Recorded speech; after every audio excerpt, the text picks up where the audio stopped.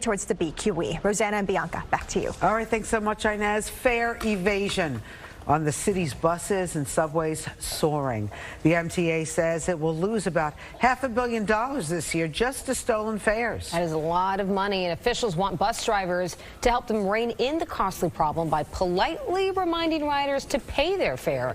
But the Transit Workers Union is not on board. The union says the job of drivers is to transport people safely, not to enforce the collection of fares. All right, joining us right now, Richie Davis, Transit Workers Union Vice President of the Manhattan Bronx Bus Division and Chief of Staff of Local 100. Nice to have you here with us. So why don't you even want your people to politely say, hey, don't forget there's a fare that you have to pay when you get on board?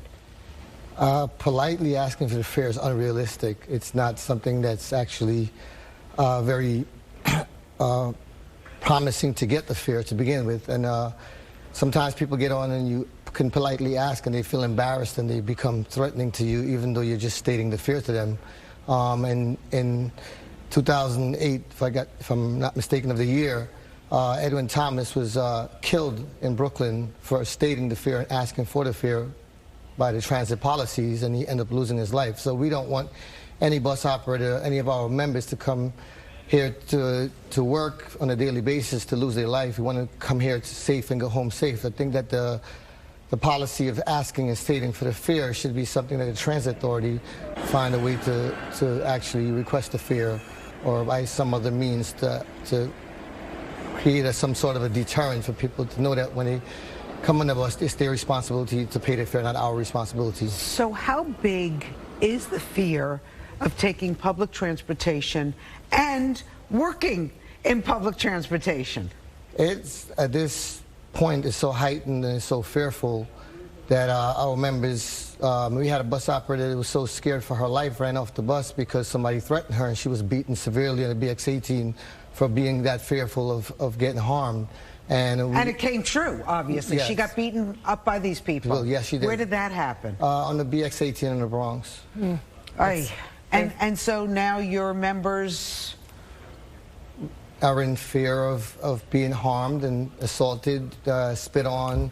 It's everything that you could think of happens to us out there on a day-to-day basis, and we at Union, at Local 100 and Union, we do not want our members to be harmed, and we do not agree with the policy of us requiring to ask for the fare. We've done this over and over. We've been through many meetings where the Transit Authority agreed that there shouldn't be pressure on the bus operator, and that should not be part of the responsibility of the bus operator. Well, Mr. Davis, I think everyone can agree that we don't want the bus operators to be harmed as well. I mean, we look at the incidences, 542 bus operators were harassed. This is just from January to May 2nd. You started your career as a bus operator. Did you see this amount of harassment, violent incidences when you started compared to now? So throughout my career, there has been harassment and people threaten to spit on me. But the level of what we're seeing now, it's even more at a level that we cannot tolerate. And why do you think that is? Numerous reasons: the economy, people's complacencies, the expectations that they, as opposed to the bus operator being responsible for the bus is being owned by the public, and we have no ownership of the bus at this moment.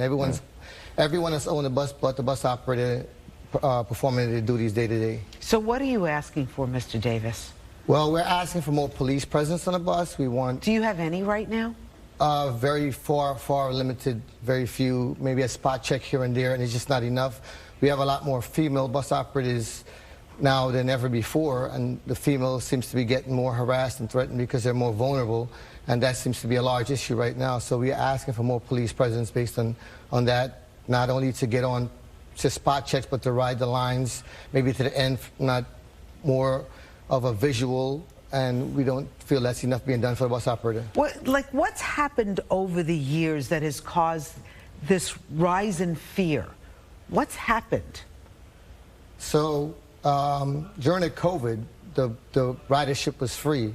We are assuming because of that period that the buses now becomes a free means of transportation. And COVID, we were heroes at COVID. We transport everyone back and forth to work, health, hospitals, grocery, everything that you could need.